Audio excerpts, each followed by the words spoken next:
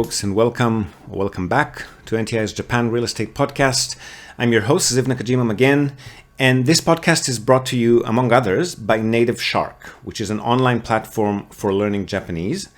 And what Native Shark do is they make learning Japanese really, really simple. You log in, you click a button that says Study Now, and the platform then shows you exactly what you need to learn next based on your previous progress. Now, again, this is simple, but the way it's designed means that students who use Native Shark once a day for 4 to 5 months can complete the equivalent of over 2 years of university study.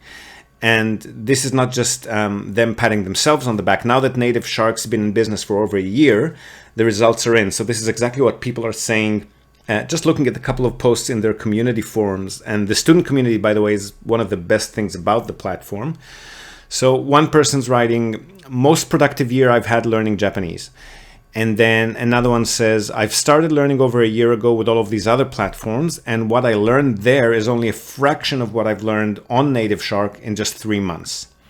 And then yet another one goes, in my mind, my study timeline only started with Native Shark because that's when I really started learning consistently, and on and on. So yet the proof's in the pudding. It's definitely the best online course out there. And since you've heard about it here on the podcast, you also get an extra little bonus.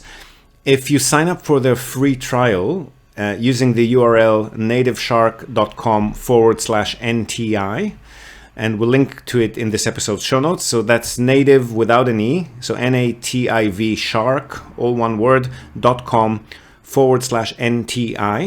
You use that link to sign up and you'll get a double length free trial. So 2 weeks free instead of just the one. No need to put in your credit card or anything of that sort. You can just sign up, give it a shot. And chances are at the end of these 2 weeks, you'll already be far ahead of wherever you are with your Japanese at the moment, whether you're just starting out or you're already in knee deep. Give it a shot. nativeshark.com/NTI. Okay, so as usual, right before we get into today's episode, quick reminder about our awesome December business networking and gaming event at the Hotel Montan in Fukuoka. We're going to be shooting a video showcasing the venue, the public areas that we're going to be taking over for the event, the guest rooms, hopefully a bit of the city itself as well. You probably heard me say here many times in the past how awesome Fukuoka is, and I still stand by it. So if you haven't yet booked your tickets, now's the time to hop over to the event page, check out the venue, the speakers, some of the awesome food that we'll be serving, and book your tickets. You can find the event page towards the middle of our company homepage on nippontradings.com. And we'll link directly to that page in this episode's show notes as usual. Really looking forward to meeting you all in person, talk some business, listen to the guest speakers, eat some delicious foods, and of course, test and improve our strategic skills with some awesome games, which is half the point of the whole exercise, really. All right, so for today's episode, as I've mentioned here in the past, I've recently been contacted by a couple of awesome young ladies from the States, both of whom are living in Japan these days. And you've already heard or watched my first conversation with Haley, who's looking to get into US military rentals here in Japan. We've had that conversation a few weeks ago. And today we've got a recording of my conversation with Anna. And Anna's more interested in getting into the real estate field as a consultant here in Japan. So similar work to what we're doing here at NTI.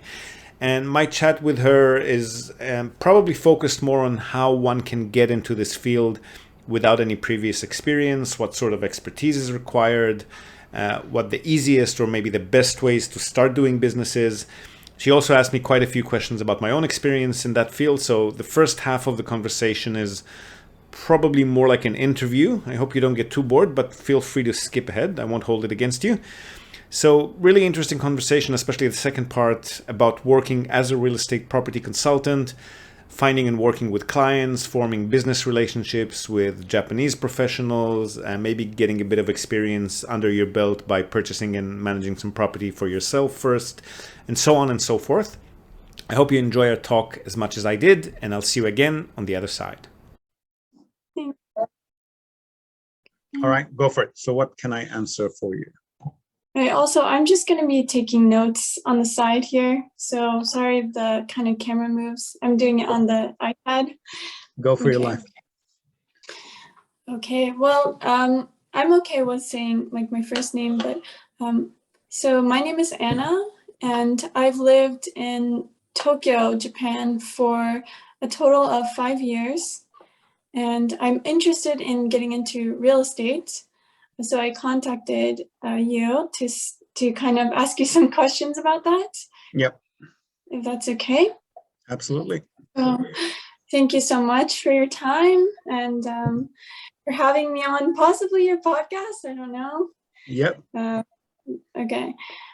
So kind of just a general question again, but so I understand you've lived in a few different countries, right? Obviously. And so first of all, why did you decide on Japan more as permanently, I guess? And then why did you decide to get into real estate in Japan specifically? Because, you could have done it in maybe Israel or Australia, for example.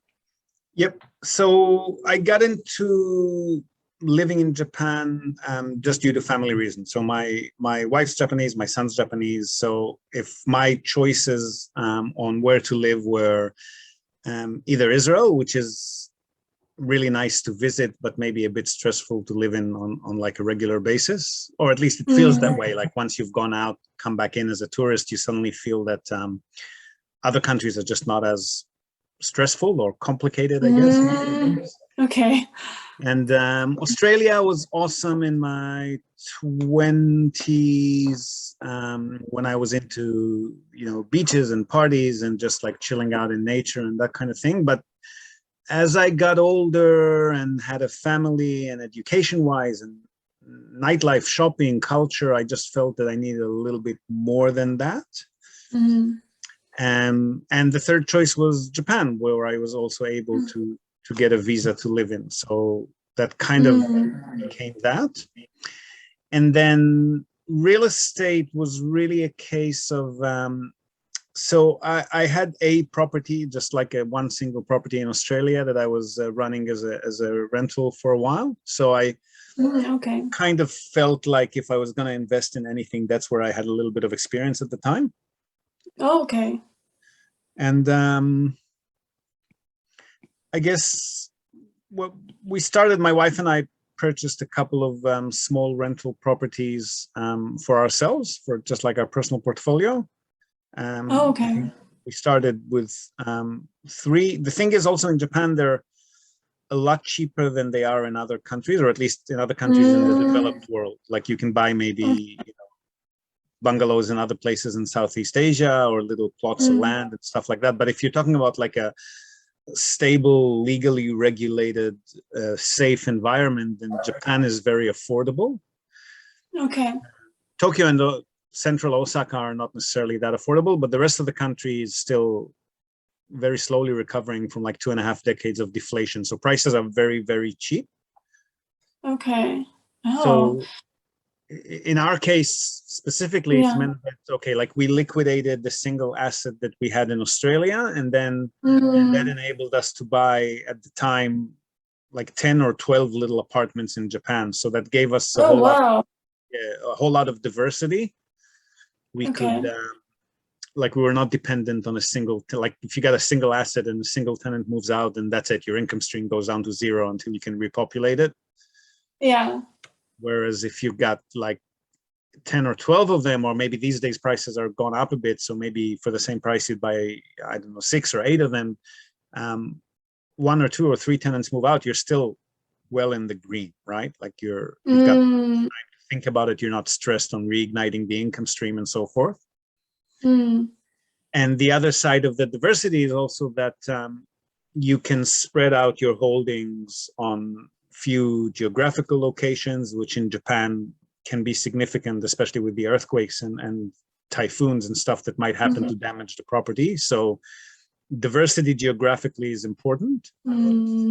Basically, in investing, any kind of diversity is always better than none.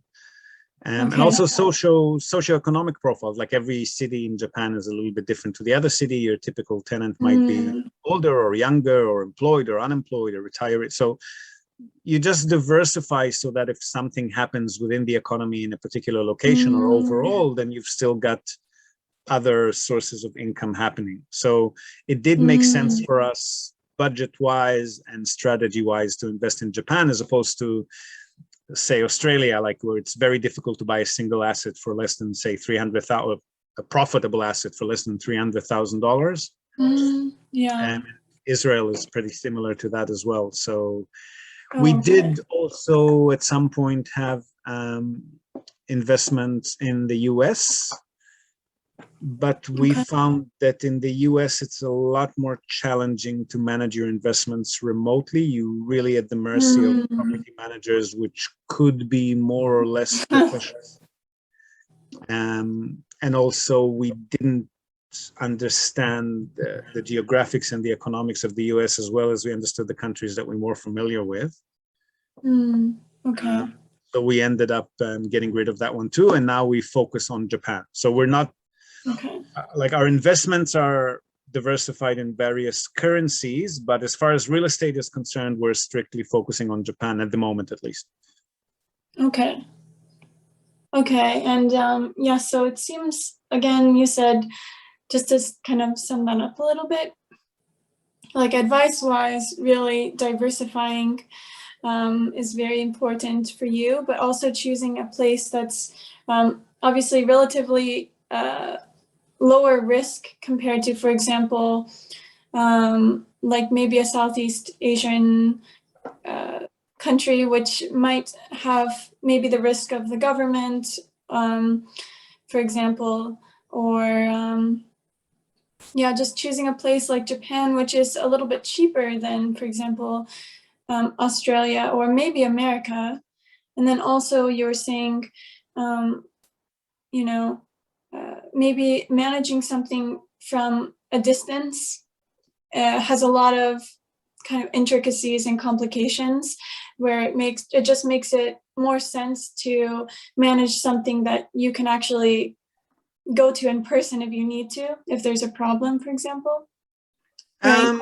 It's kind of that. I mean, I'm a big fan of remote investing. Like, I'm not saying you should only invest in your backyard, but you do need, like, if you are present and you are managing things on your own, then the due diligence that you'd be doing is concerning the assets that you're purchasing, right? But if you're investing remotely, then the due diligence changes. You really want to make sure that you do the proper due diligence on the team that's going to be managing it for you. And you really need to pick the right people for the job, and you really need to have alternatives. Like, you don't want to have like a single point of failure. Like, if that property management goes out of business, I have to fly in and handle everything myself. You don't want that. So you want to make sure that you're doing your homework and preparing the right team, legal, management wise, financial, banking, accountant, all of those things.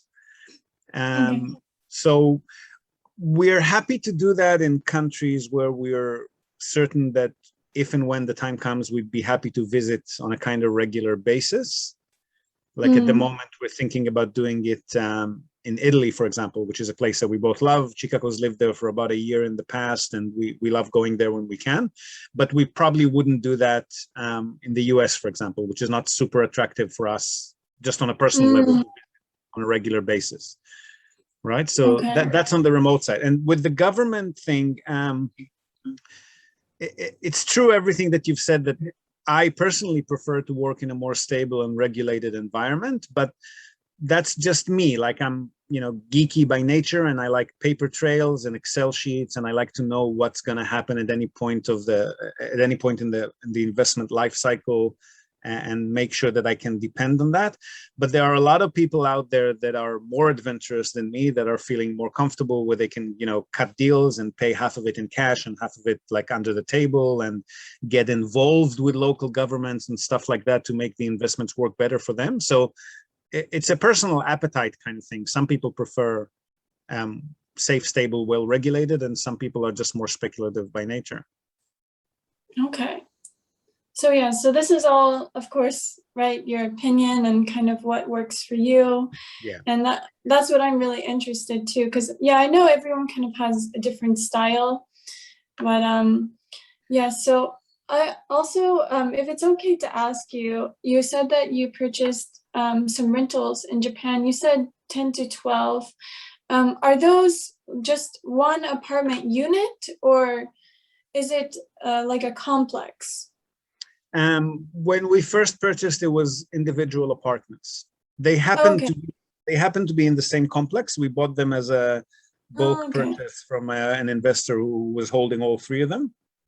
Okay. But they were individual, different floors of the same building. Oh, okay. Well, that would make it easier then to manage, I guess, all in the same place. I don't care. I work with property managers. I'm not going to be talking to tenants directly myself. So from my perspective, it doesn't really matter. It was just a good deal. Okay. All right. And was that one, were those in Tokyo, or you went kind of outside of Tokyo? Like, where do you usually purchase? From the get-go, we noticed at the time, and it hasn't changed much. We've noticed that Tokyo, most of Tokyo and central Osaka are probably a little bit overpriced and low on the yield compared to other cities. So we weren't really thinking that much about them. So what we did was we were looking at cities in Japan where the population was stable or increasing, which already kind of cancels out half of the country. And then we were looking at places with good industries and employment opportunities, maybe leaning a little bit at least towards more white collar than blue collar, just to get a better tenant profile. Okay. And so we started from the get-go looking around different cities. We ended up purchasing our first 3 properties in Kyushu. Okay. Which is probably not these days, knowing what I know, it's not something that I would recommend to anyone buying their first property, because it is a bit rough around the edges over there. Oh, okay. Yeah, I mean, it's part of Fukuoka prefecture. So we were kind of led astray by the name. Like, we were really interested in Fukuoka, and it's the same prefecture, must be kind of similar, but it's not. It's totally different to Fukuoka City, for example, which is what we were interested in. And the agent that we worked with at the time wasn't really, I mean, they were professional and honest and everything, but they weren't really looking to educate us or enlighten us on what's the differences between the cities. We just, we saw the numbers were pretty high, and we said, wow, that looks good. And he said, yeah, that looks good. So we ended up buying it. But in retrospect, now that we know what we know about a decade later, Kitakyushu is extremely blue collar. So it's definitely not a professional services kind of town. It's also got the highest concentration of Yakuza in Kyushu. Oh my gosh. It's not something we run into on a daily basis, but it just gives this whole vibe to the town where people who are usually not the best tenant profile, and the people who live there from birth can't afford to get out are obviously also pretty low income. So we've had more issues with tenants there than we've had in other cities. So if I'm making recommendations to a client these days, this would not be the first city that I'd send them to. Okay. So making you have clients as in like investment, or like what kind of business are you doing right now? Because I know you said that you started a business, right? Well, you've been doing business in Japan, and now you're doing business with your wife. And what kind of business are you doing? So we've been doing the same thing since we started. We're basically from the beginning of the purchase, we're a buyer's agents. So we help customers research. First of all, we define the criteria together with them. So they tell us their budget. They tell us if they're more looking for something safe and stable, or they're feeling a little bit more adventurous, if they're more concerned with stability, or more concerned with getting the highest possible yield, and they're happy with the potentially slightly higher risk, and so forth. Okay. And then we'll try to help point them in the right direction as far as research goes. Okay, so with this budget and this list of criteria, we'd probably recommend A, B, C, D, like these cities, for example, and the property that's this old or this big. And then we would help them research the market and find properties that, at least on paper, suit that criteria. Okay. And then we'd start liaising with the real estate agents and the sellers to see what sort of negotiation options are there, if they've got any caveats that they want to tell us about. And these days we know the right questions to ask so that they have to tell us. And then we submit an offer on their behalf. We do negotiations if that's possible. We do due diligence on the tenant and the building if it's an individual unit, or on the age and structure if it's a whole building, or if it's a house. And then once we decide on the property that they want to purchase and they confirm and give us the green light, then we handle the whole purchase process for them. So because most of our clients are either not in Japan, or they might be in Japan, but they don't have the language skills or the time or the bandwidth to deal with it themselves. So we represent them throughout the entire purchase process. So we work with the real estate agents and with the sellers and with the legal authorities and with the property lawyer. We organize insurance, we organize a property manager, like we do everything in a kind of single point of contact for the customer. Okay. And the advantage for the customer is if they, Japan being Japan, if they try to do this on their own, they're only going to be able to work with the very few professionals that can actually work with foreigners, which is not that many in Japan. Okay. So by working through us, they get access to the entire market because we can contact just normal property agents or normal sellers, and we present them with a Japanese company and a Japanese face and tell them that they'll never have to talk to scary foreigners and so forth. And they're never going to have to read and write anything in English. Like, don't worry, we take care of everything. We're a Japanese company and you just talk to us. So that sort of opens up the market. Whereas if they were trying to do it on their own as foreigners, they would be able to work with maybe 5 or 10% at most, depending on the city, of the agents that are available. Yeah. So they get access to the full market. And then after settlement,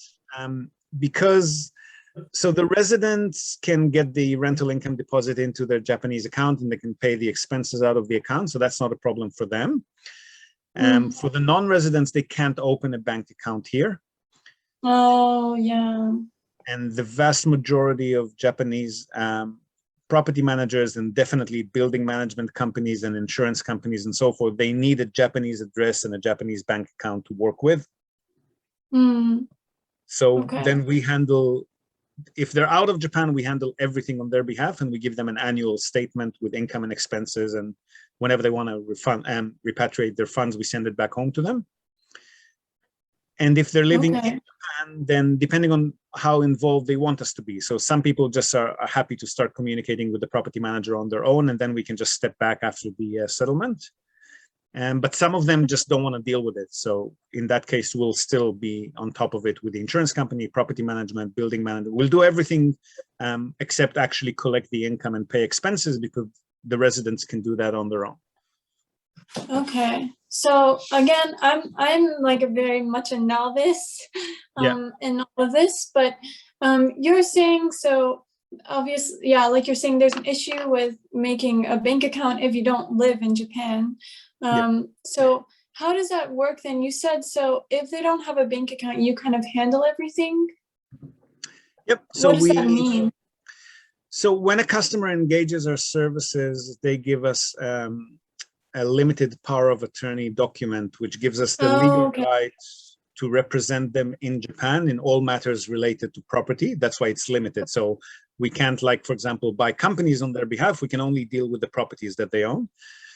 And then that gives us the right to collect the income for them, to pay the expenses for them, to communicate and instruct third parties on what the owner of the property wants to do and so forth.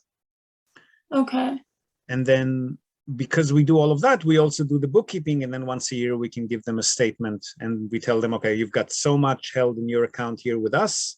That's your money. So anytime you want it, if the exchange rates, for example, are really attractive now, you want to send it all back home, just let us know. Okay, so it's really, I mean, this is a little complicated, right? So you really kind of need a team. This would be difficult to do with like one person. Yes, if you're like a solopreneur and you're going to be doing things on your own for a start, you might want to start, I guess, with just consulting maybe, and maybe only for people who are actually in Japan. Okay. But I would probably argue that you would be finding it challenging just because you're not Japanese. So even if your Japanese is perfect and you can read and compose legal documents and you can talk Keigo and you understand every kanji and so forth, still about half of the professionals that you'll approach will refuse to work with you just because you're a foreigner. So you've kind of experienced Yes. this. Yes. Yeah, and how do I say this nicely? Even us, like my partner is Japanese and she's got Japanese staff on her team.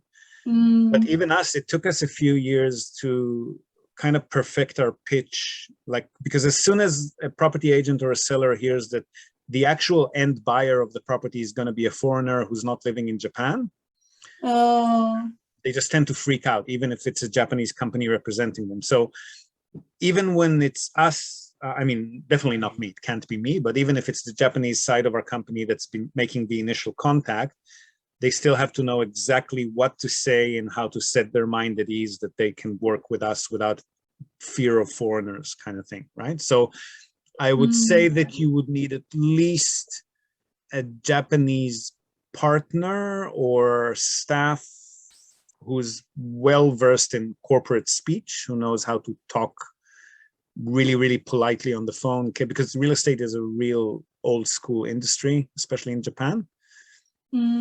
So they're kind of expecting certain mannerisms and stuff that your average modern kind of, even a Japanese modern young entrepreneur might not be very experienced with.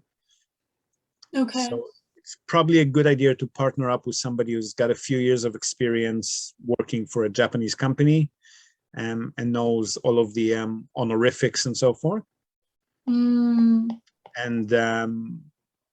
I mean, they don't have specifically to be experienced in real estate, but they have to be experienced in how to talk to Japanese business folks.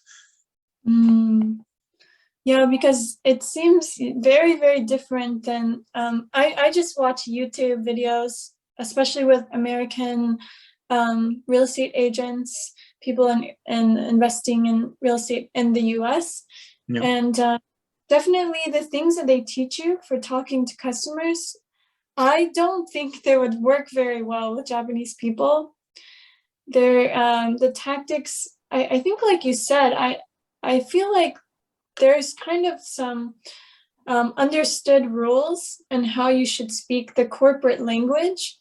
It's not really like this, like in the US, it's like sometimes you want to sound like their friend, for example, in sales, but maybe in Japan, it's like always formal. Is that kind of true? Or vast majority of cases, like in our case, for example, if it's an agent that we've already done a few deals with and he's gone on property tours with a few of our customers and he kind of got used to me, he or she kind of got used to me, so they'll accept me and my casual way of my casual Japanese and my jokes and so forth, so they'd be okay with it. And I regularly do take customers with them just on my own without my partner or our staff. But if it's the first initial contact, just showing my face in the room is probably going to be a deal breaker. So, oh my gosh, you need to, I mean, again, putting aside, there are specific agencies, particularly in Tokyo, Osaka, Niseko, like places that are a little bit more internationally inclined.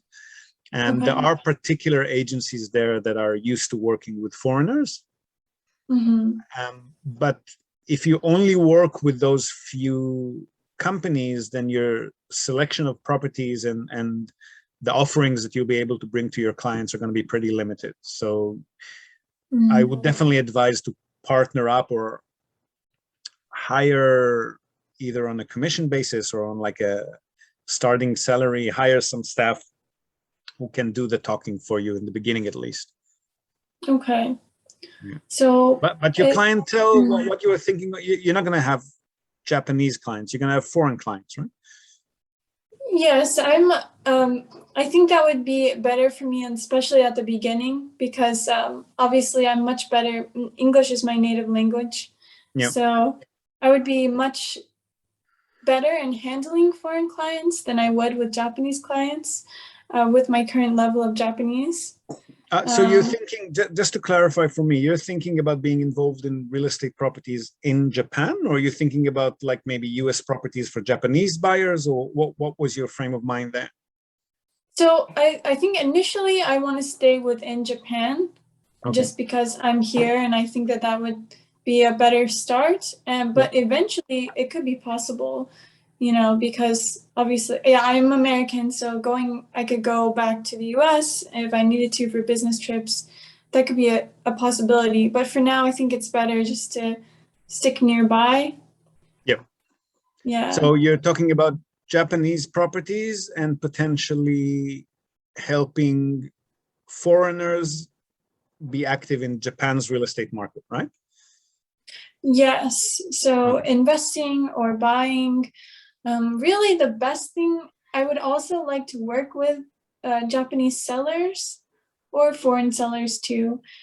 So that's, I don't know, I'm kind of all over the place, but well, to work with Japanese yeah. sellers, you would need to most likely be a real estate agent, a registered, and that's not an easy qualification to get in Japan, even for people who have been here for a long time and speak very fluent Japanese.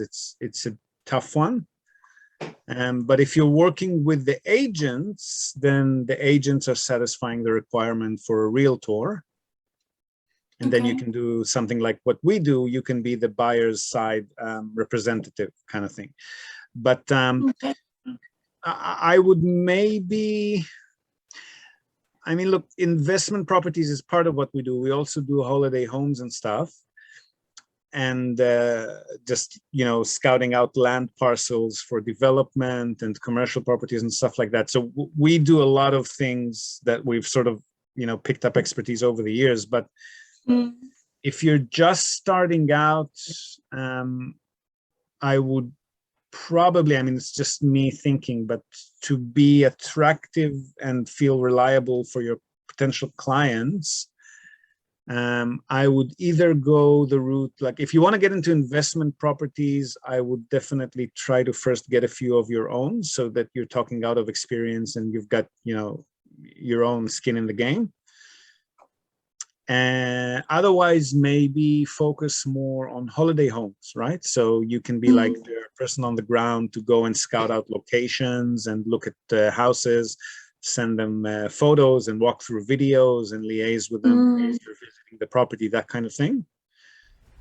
Now we're going to interrupt this broadcast. I always wanted to say that. We're going to interrupt this broadcast to give you a quick reminder that NTI is now partnered with Mita Securities Hospitality Property Fund. And they're offering their mind-blowingly gorgeous Machiya townhouses in Kyoto. So there's 4 of them, each about 100 years or older, lovingly restored and renovated to modern standards luxury. Stunning architecture and comfort, all the modern conveniences, including your scenic indoor or outdoor bath, spectacular dining and sitting rooms, disgustingly decadent Japanese or Western style bedrooms, high-speed Wi-Fi internet, kitchen, outdoor decks, Japanese gardens, the works. Now, each of these homes can comfortably host 2 or 3 families, including kids. So anywhere from 1 or 2 guests and all the way up to a dozen or so. And you can rent the entire house to yourself. So no other guests. It's all yours. Run around naked all day and night long if that's your thing. Supreme Japanese style luxury accommodation. And since at the moment there are still no foreign tourists in Kyoto, these places are available for rent at ridiculously low prices. So we're talking as little as $430 for a whole week. That's right, luxury accommodation for an entire clan, 2 families or more, for as little as $400, $500, or $600 a week. Obviously, the longer the stay, the cheaper the rate is, but you can rent these for anywhere between 1 or 2 nights and up to a month or more. So perfect for a weekend getaway, extended holiday, workation, family reunion, company retreat, or even as a gift to a valued client. Whatever you might have in mind, And if you book these through our website, you're also going to get an added bonus of one or more 3,000 yen, so that's $30 QO cards, QUO. Those are gift cards that you can use all around the country in convenience stores, restaurants, various stores, lifestyle shops, you name it. The number of cards you'll get depends on the length of the stay, but you'll always get at least one of these. So if you're in Japan, or even if you're out of Japan, but you think that you might be able to get in sometimes in the next year or two, and you've been thinking about spending some time in Kyoto, this is your chance to nab the best accommodation deal possible. So we'll link to the bookings page, which also has some amazing photo galleries for each of these properties on offer. Now, they all come with a fully equipped kitchen, but you can also choose to have your meals delivered to the property if that's your thing. The operator can arrange that for you at very reasonable prices. And if you can't see the show notes for any reason, just go to our website, nippontradings.com. That's NIPPON Tradings with an S, all one word, nippontradings.com/Kyoto-holiday-rentals. Or just go to nippontradings.com and you'll see the Kyoto Holiday Rentals option on the top right menu bar. Now, we are already taking bookings, so some of the properties may not be available on your dates, but Mida security guys are super accommodating and they'll do their best to find you an available property for whenever it is you're planning your trip. Get on there, book your inquiry, and take that dream holiday in Kyoto that you've been fantasizing about while these phenomenal prices are still available. And now, back to the podcast. Okay. So for that, you might not need as much as expertise as you would for investment. And, you know, you could buy into, I don't know, are you the DIY type? Like, are you somebody who would be interested in doing like renovations, repairs, that sort of things on old homes and stuff like that? I would be interested, but it also seems a little bit overwhelming. I'm not really sure. DIY is in, if it was myself, I don't know that I have really the skills to do that. No, I wasn't thinking doing that for customers. But like hiring people. Well, yeah, I mean, if you, for example, you know, in the countryside in Japan, you can potentially get like really rundown old houses for pretty cheap. So that would maybe be a cheap way for you to get some just experience under your own belt. To buy one of these and then sort of be involved in the renovation, either yourself or with a local company or whatever. Okay. And I'm just thinking that might be a cheaper way to get into it compared with actually, you know, going ahead and buying 2 or 3 or 4 investment properties, because that's going to be, I don't know, 60, 70, 80,000 bucks. And yes. You're going to be trying to approach customers with no experience whatsoever. It's likely that they're going to be a bit, you know, reluctant. That's all. Okay. Yeah, so actually just about what you were saying. So I am really interested in investing on my own, getting my own property. Yeah. But funds wise, you know, right now I'm an English teacher. I don't really make so much money. So I don't know, I would need some kind of financing or some like loan, but I don't know, taking out a loan as a foreigner with low income, how that would work. Do you have for investment, it would be difficult. You might be able to get a loan. Are you on a business visa or like a working visa? Like a working visa, yes. Okay, so you're probably not going to be eligible for any loan, unfortunately. Oh, really? Yeah, but to purchase an investment property, you can start as low as about 20,000 US just to get your feet wet. Really? Yeah. 20,000? Yeah. So if you're not talking about the bigger cities, if you're talking about like satellite cities or prefectural capitals, Kumamoto down here in Kyushu is a really good spot to enter the market for pretty low income, and the tenants there are very stable. Oh, wow. In like the further reaches around Tokyo, like Hachioji, I mean, it's not a super attractive location, but maybe around Saitama City, Chiba City, you can probably buy something it'll take a bit of searching, but maybe for 40,000 or so. Okay. Nagoya, we sometimes see 20, 30, 40,000 US little units. Okay. So if you have a little bit of experience and you can put a little bit of savings towards that, it'll just put you in a better position to then recommend your services to other people. Like, look, I've done that. I've been collecting income for a year or two, and I've learned this and this and that. And that might be easier. Otherwise, like, I don't know, like the first customer for us took about a year to get, and that was even after we already had investment properties and we had experience. So I think it would be pretty challenging, unless the other thing you could do is maybe the first 2, 3, 4 deals that you do for people, you do for free. Like, you don't charge. Sorry, there's a cat talking here. Sorry, give me a sec. The cat wants to join the conversation.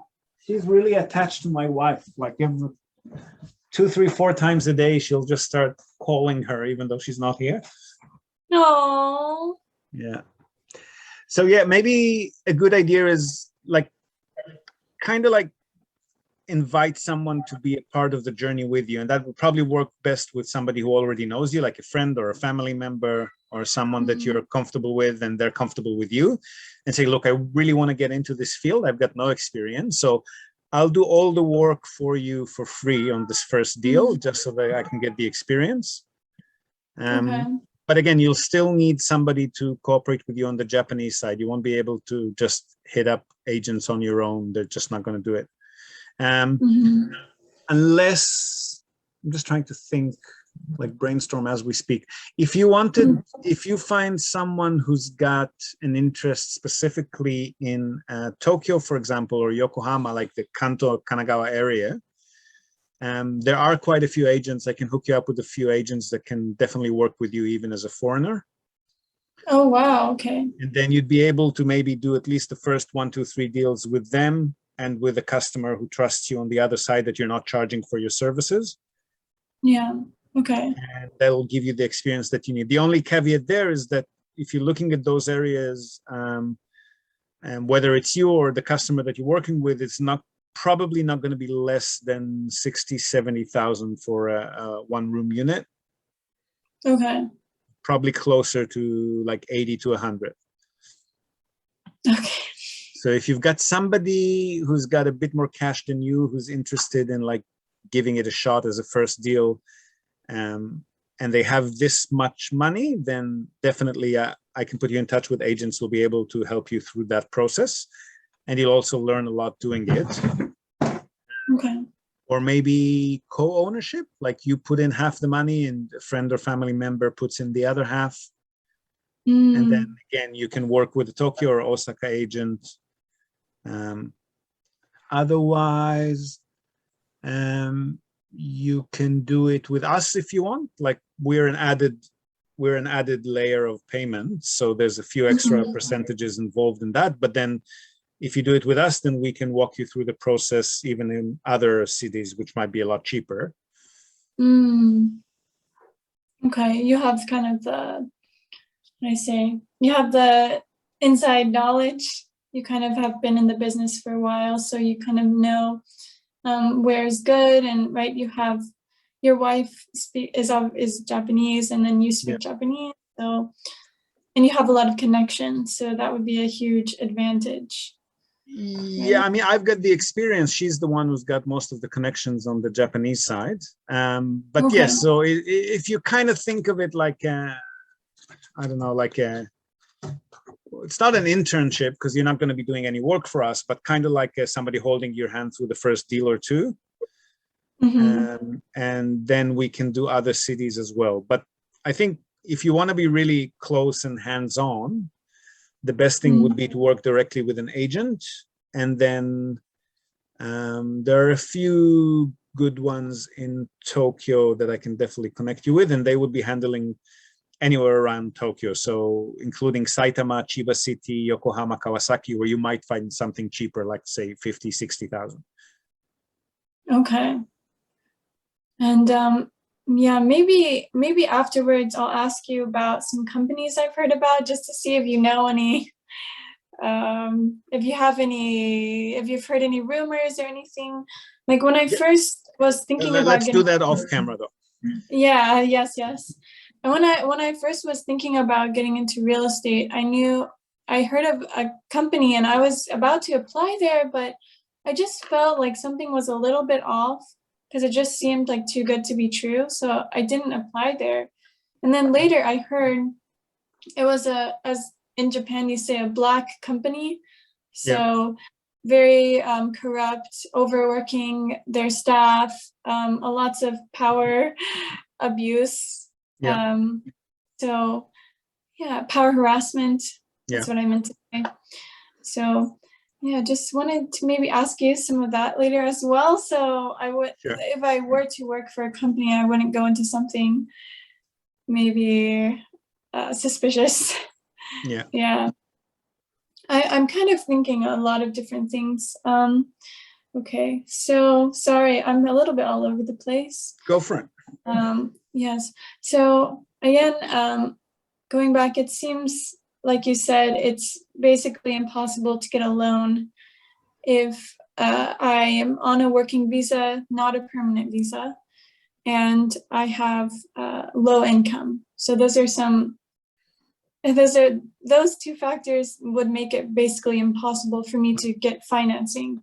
Well, low income would always be an issue. Even if you're a permanent resident, you can only borrow, even with a home loan, which is easier to get than an investment loan, you can only borrow up to 7 times your annual salary. So depending on what you want to buy, I mean, it might buy you something, small and suburban and older. But with a working visa, that's not going to be an option. The only option for from the lender's perspective, you're a non-resident because your visa could be canceled at any given time.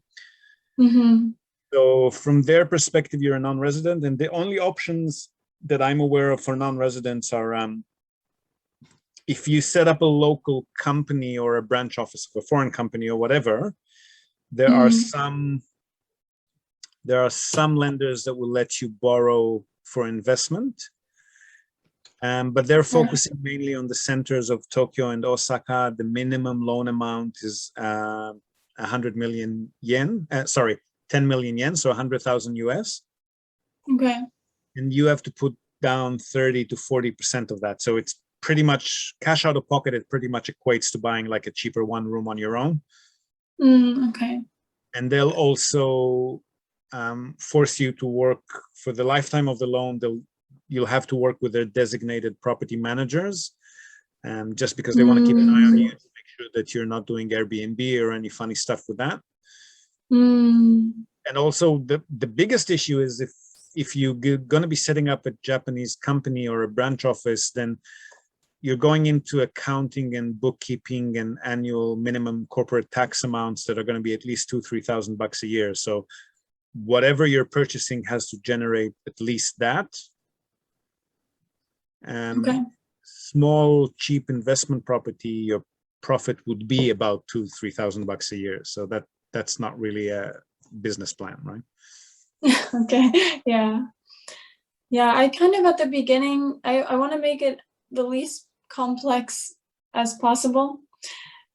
Just because I'm a novice and I don't really want to get myself into something that seems too complicated for myself. I wouldn't want to start doing something and then realize I can't get out of it and owe a bunch of money. So it's definitely not something I want to do. Well, I think in that case, the two options I've mentioned earlier, as far as I can see, are probably your best bets. So either collect 20,000-30,000 in savings and just buy a smaller, cheaper property on your own, just so you can, learn the ropes. Yeah. Or if you want to work directly with agents, maybe hook up with one or two close friends or family members that you're not going to be fighting about money and stuff, who can join up with you, and then you can buy a property between the 2 and 3 of you, and that might be in Tokyo or Osaka then. And then once you've got a bit more experience doing that, at least with 1 or 2 properties, then it might make sense to start marketing the service to other people. Okay. The only other option is like the social media way, like document your journey, like what we're doing now, you know, like talk and say, this is me and this is what I want to do. And I'm looking for people who, you know, take the challenge together with me, and I'll provide my services free of charge. Let's do this together for the first year, build up a following until, you know, somebody just gets really excited about you and your personality and decides to join you. Yeah, that's definitely a good option, I think, for me at this point, especially going in without so much experience, just kind of doing as much research as I can and just helping people maybe for free at first. I'll give you a link to this video, so that'll help you kickstart your YouTube channel. Okay. I don't know, people who are gonna watch this and they're gonna be like, banana. Japanese banana, that could be like your tag name for the channel. Yes, banana, that would be funny. Okay, thank you so much. I do have a couple of more questions. I don't know, how are you on time right now? My next one is 1 o'clock, so I want to be done by 12:45 if we can, so still got a bit of time. Okay. So I just wanted to ask a couple of more questions. The first one is very simple, about you were saying, you know, getting the brokerage, I think brokerage license or the real estate license. Yep. In Japan is really difficult. I also was reading that's really difficult, even obviously native speakers of Japanese, it's in Japanese. And there's like a 15% pass rate, which I heard is much to do because a lot of people, they don't care so much about real estate. They just started working for a real estate company and they don't really study. So that could be part of the reason why it's only 15%.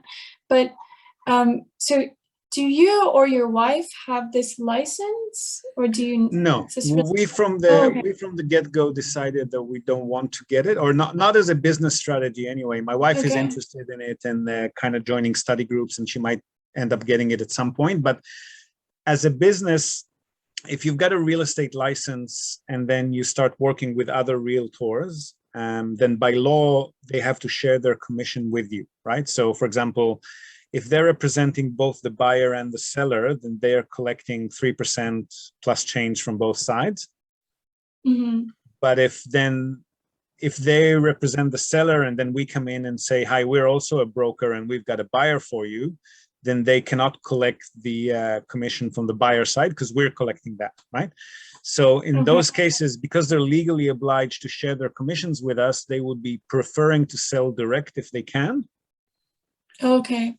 So for us, it's actually a selling point when we strike a relationship with a realtor for the first time. One of the first things that we say to them is, we're not an agency. Don't worry, you can keep your entire commission. You're going to be representing both the buyer and the seller. Yeah. And we get paid separately. Like, don't worry about us. So that actually enables us to get a lot more deals than it would have if we were a registered agent. And also because we've always got a realtor involved in the sale, unless a customer happens to be buying from another customer, which is pretty rare. But in most cases, there'd be a realtor involved in the sale. So all of the contract drafting and the official licensed explanations that they need to give to other people during the like, we prefer to leave it in their hands, and we provide a different suite of services to our customers. So we are happy not being an agency. Okay. I think that was what I was confused about. Because I know you were saying you're kind of like, you're a buyer's agent, but I was confusing that with a real estate agent. Yeah, and buyer's representative or buyer's advocate is probably a better way to put it. Okay. That's interesting. So it's, that makes sense. So it's kind of a separate, you offer separate services other than just, I don't know. We're not a brokerage. We're not a realtor. Yeah. So there's other people handling that. I mean, it's a very popular It's a very popular way of work in other countries. It hasn't really caught on in Japan except between foreigners. Interesting. So I don't know too many. I know a few companies that provide this kind of service to foreigners. I don't know any that actually do it with Japanese buyers, which is a shame because we often see them being not screwed over. I mean, Japanese are Japanese. They're always going to be honest and by the book, but the realtor doesn't usually, except some rare cases, they don't really have the buyer's interest in mind. They've got a particular list of properties that they want to offload, preferably the ones where they've got exclusivity to from the seller, preferably the ones where they're not going to need to share the commission with another realtor on the buyer's side. And they're really interested, like as soon as there's an inquiry through the door, they're really interested in just convincing the person to buy that. So they're not going to lie, but they're not going to exactly highlight everything that might be a bit risky. So I would argue, and you can read online if you look at Japanese websites that have, reviews about real estate companies and stuff. It's, oh, this agent, you didn't tell me about this and this and this and that. So, it's a good idea to have somebody who's on your side. We end up saving people a lot more money in costly mistakes than whatever our fee is. Yeah, I've heard a similar thing where in Japan, I think you're legally allowed to withhold information. I guess, is it the buyer or the seller? If you're representing the seller, you're legally allowed to withhold information. Certain information. There's some stuff. Yeah, certain information. Yeah. Like I said, like with our first deal that we made, the agent was obliged to tell us if there was anything physically wrong with the property. But if we don't ask about the tenant's payment history, or we don't ask about whether that particular neighborhood is a good one or a bad one, and what sort of experience they've had with vacancies in that area, if we don't ask that, the agent will never, unless it's an agent that we've been working with for a while and they know that, they got return business coming their way, or they're just that way inclined, they're more honest and outgoing. Most cases, if it's an agent that we've contacted for the first time and they know that we're going to be gone after this deal, they just wouldn't advise us on anything that they think might be better or worse about the particular property. I mean, and it's fair enough. It's not their job to do that. Yeah. Okay. So there's definitely some of that going on. But like you're saying, I mean, if it's not their job, it's not their job in a way. But on the other hand, it definitely feels better for the buyer to go through a service like you, who, you're going to give them the information that they're wanting, rather than there's a likelihood of, if you go to a brokerage or a real estate agent, they might be withholding something from you. Not really withholding, but they're not going to tell you stuff that, how can I put it? Like, especially if it's your first deal in a foreign country, often you don't even know what questions to ask, right? Like, no, that's true. What is it that I should be looking out for? Like, a lot of people come to us for the first time and they say, oh, they're not even aware of Japan's population trends, right? Like, they see this really, on paper, looks like really high return property out in the sticks somewhere. And awesome, I want to buy that. But hang on, this is Japan. Like, if you look at the population, if you look at the demographics for that area, it's going to be running out of people in like 10 years time. You don't want to buy in that town. It's really not a good idea. You've got a tenant in there now, but the moment they move out, it's going to take you years to find a new one, if you ever will. So especially in a different country, if you haven't worked here before, you just don't know what questions to ask. So it's really good to have someone on your side. Okay, that makes a lot of sense. That's definitely true. Okay. And let me just look at the time. Okay, so maybe I could ask a couple more very quick questions. We can take this up another day too. Like, you don't have to get it all crammed into today. Okay, I know maybe there's no point in really getting into this, but I know you were saying much earlier that as a foreigner trying to invest or buy in Japanese real estate, it can be your choices of who to go through are very limited, because I guess the agents who can speak English or who can help you through the process in English are limited. Yes. And within those groups, it's a little bit sketchy. Is that true? It's a little bit, I don't know, is there a lot of complaints about a poor quality service, or because there's less competition, they're like trying less, or I don't know. Have you heard any bad rumors about that limited those limited number of agents? Not Does this particularly. question make sense? Okay. No. I understand what you're asking. Not particularly, or at least not more than with typical Japanese realtors. Like, again, if you look at Japanese reviews of real estate agencies, you'll find a lot of that as well. So it's not necessarily connected to foreigners or not foreigners. The vast majority of agencies that we work with are fine, by the book, and they're at least professionally competent, even if they're not, the top of the top helpful. But there are a few bad apples in every batch, but not that many. And in Japan specifically, I think when they can't really be that bad, because again, it's a heavily regulated industry in a heavily regulated country. So they do have to renew their license every couple of years. And if there's too many complaints that might be actually bordering on them being criminal or breaking their license requirements, then they would lose their license. So it doesn't happen much. But I think what you might find with the companies that specifically relate to foreigners is that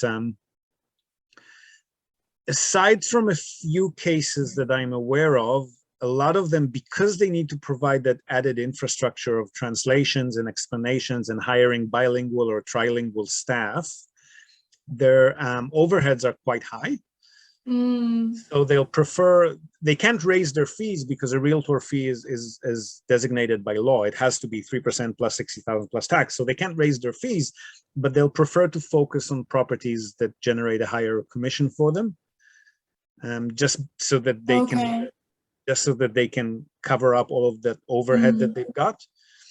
But in recent years, we have, again, this is only in Tokyo and a handful of other places, but in recent years, we have found more and more even smaller, more nimble agencies that are actually hiring English speakers. And there are quite a few good ones out there. Again, we can mostly recommend, the ones that we've worked with that we can highly recommend are, at the moment, unfortunately, only in Tokyo and maybe one or two in Osaka, Kobe. The only exception would be kind of holiday internationally famous resorts. So like Niseko up in Hokkaido has quite a few agencies that can service you in English, but their properties are pretty darn expensive up there. The kind of holiday ski village that caters to travelers.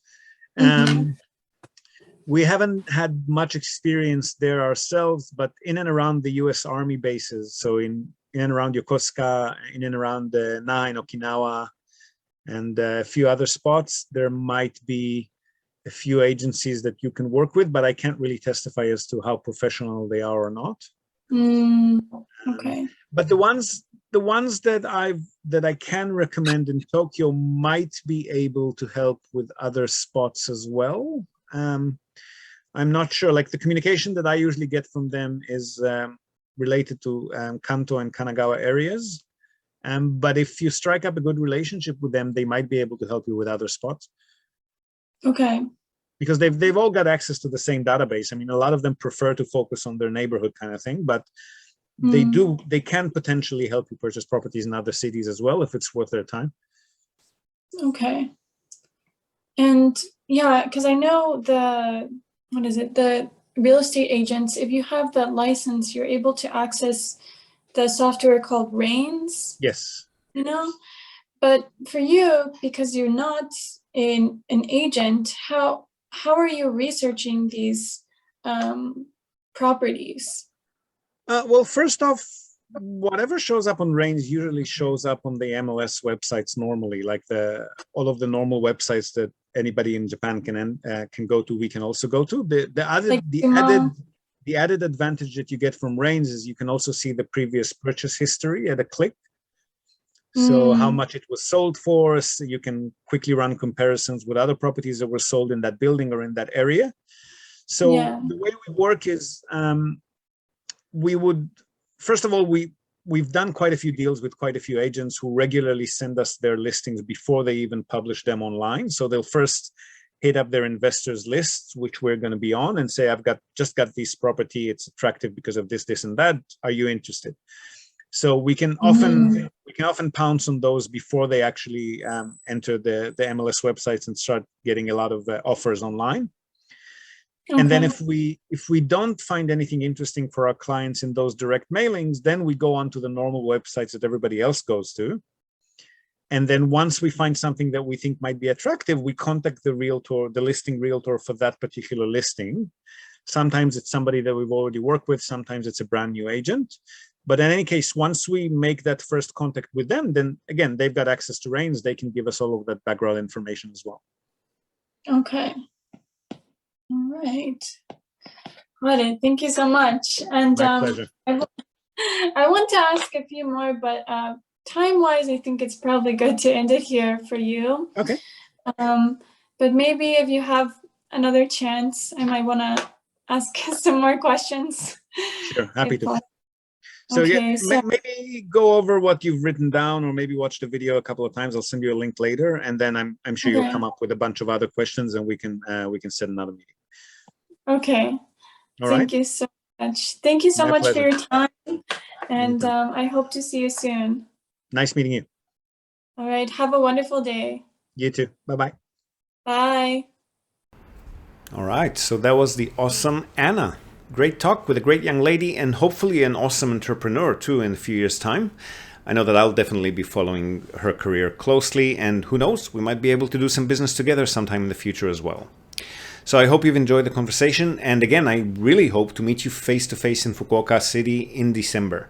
I keep saying this, but those among you coming in from Tokyo, Osaka, Nagoya, etc., flights are cheap, but they're already not as cheap as they were a month ago or so when we first announced the event. So don't wait for the last minute.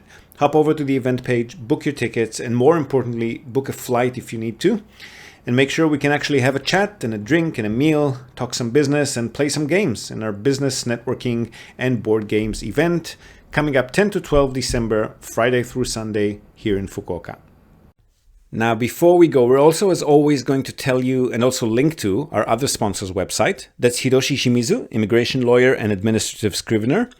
If you're thinking about moving here on a more permanent basis, or you're already in Japan on some sort of a temporary visa, and you want to switch to a longer term or permanent one, or if you're considering setting up a local company or a branch office of a foreign company and you've got any sort of business or visa related inquiries, or even if you just want to find out what your options are on any of these topics, feel free to contact Hiroshi Shimizu. You can find him at japanimmigrationexperts.com.